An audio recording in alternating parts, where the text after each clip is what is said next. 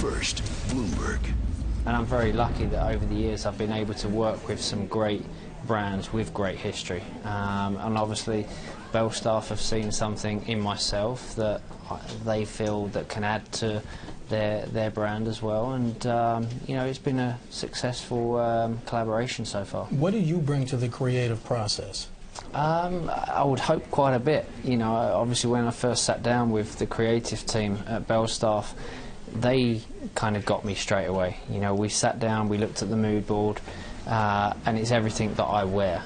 So it was kind of an easy process, and I think that's why it's been so successful. You know, it's kind of, we've kept it very simple. You know, we've kept it to the things that work for Bell staff, but obviously changed it in a way that, you know, my kind of creative side has come into it as well. And I think that's what's important. It's important to the success of the collection, because people want to see me wear it. People want to see, you know, stuff that I actually do wear. And I think we've created something that people see that in the collection. How has the David Beckham brand been able to continue to evolve? You are on both ends of the consumer scale, the higher end and the lower end. How are you able to appeal to both segments of the consumer population? Do you know, I think over the years people have seen how personal it is to me. You know, people, I don't think people have ever seen me put something out or be part of something that doesn't involve me being involved in the process 110%, because, you know, everything that I've gone into, people see that there's a very personal touch there. You know, from the boots that I wear in games, from that to then doing a collection like this with Bell staff, people see it's very personal to me, and I've been able to, you know, keep that going over the years for quite a few years, and I'm very lucky. You know, I feel very privileged to be in a position where people are still interested in, you know, buying the clothes that I create, or you know, even still wearing the boots that I've worn over the years. Okay, now that's the creative side. How did your discipline on the pitch enable you to jump into the business side of this? Because it's not just, okay, I'm looking at swatches, I'm looking at styles, but your business input has to be on this as well. I think, you know, I've been very lucky over the years to work with some great brands, and kind of that's kind of made me evolve into being, you know, more kind of successful on the business side, because, you know, I always revert back to, you know, the underwear collection that we have. You know, I started off with Armani.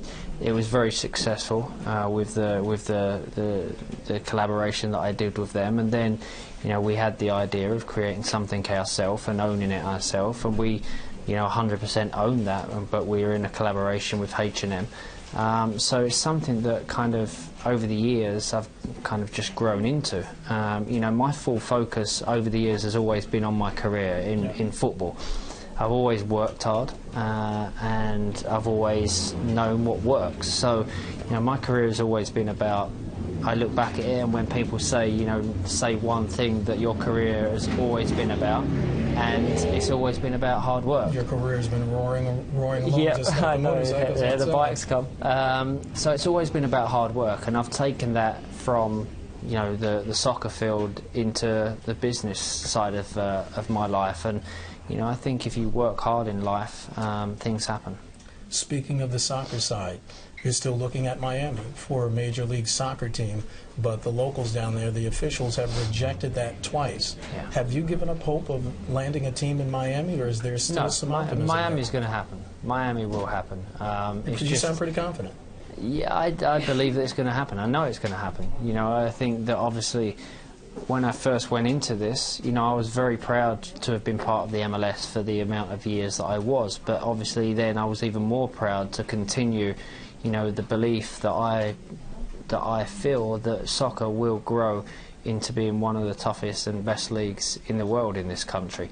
And obviously Miami for us is one of the first steps into a personal thing for me. I went to Miami and I said, you know, I want to bring a team here, and I will take a team to Miami, but obviously there are politics, there are speed bumps along the way, and we've come up against those. But to be honest, I've been very cheeky in a way, because I've gone into Miami and I've said, okay, I want to build I want to build Old Trafford or I want to build Wembley Stadium next to Buckingham Palace. You know, I've kind of gone in, and my dream was to have, you know, our stadium on the waterfront.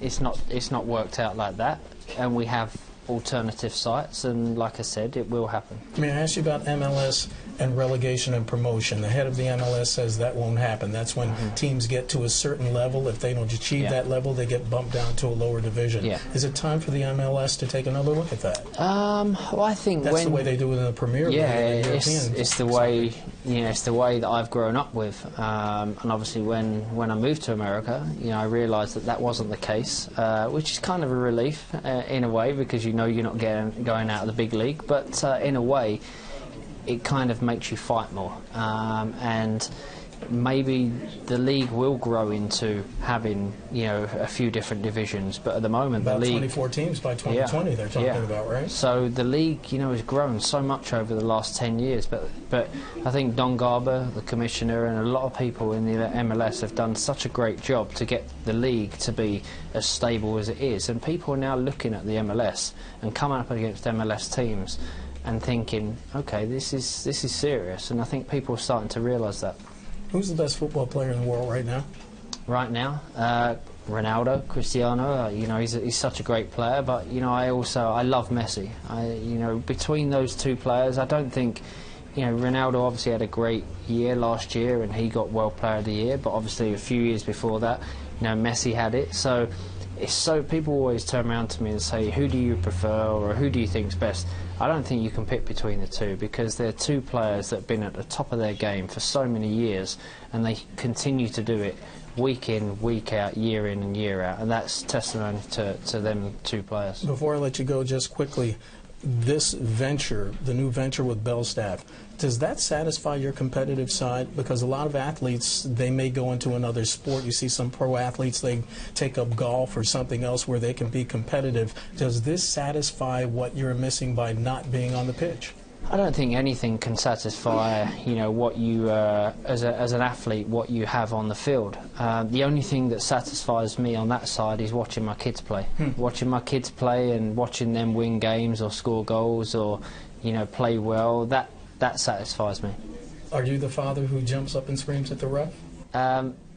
You're not allowed these days. These days you're not allowed to say too many things on the sideline. I mean, some parents still do, but no, I try to kind of let the boys get on with it and make their own mistakes, and they do pretty well.